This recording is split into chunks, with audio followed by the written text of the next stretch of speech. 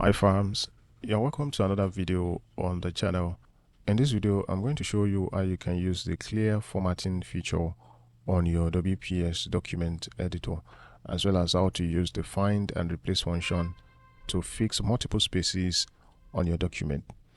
Let's assume that you copied a text from somewhere over the internet or from anywhere, and you notice that the text is all cluttered up. You are seeing different fonts, and then you are seeing so many spaces, different colors and all of that. So what you want to do is to format the text so that it goes to a default state when you can now re-edit the document.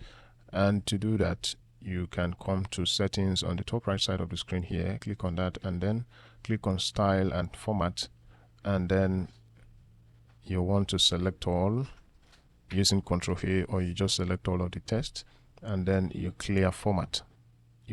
So with that, now we have successfully fixed the different fonts and a few of the issue. However, you can see that we still have multiple spaces. You can use the find and replace function. Just click on find and replace, and then first you want to enter the parentheses, or you want to enter what is popularly called open and close brackets.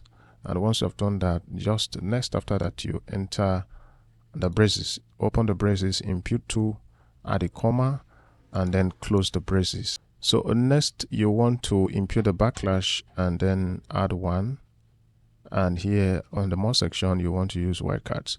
So that rule allows you to fix multiple spaces anywhere it appears in the document, and then it goes ahead to replace that with a single spacing.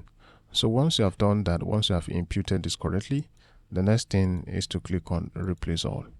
So it goes ahead to fix all appearance of multiple spaces in your document. Just as you can see, all done.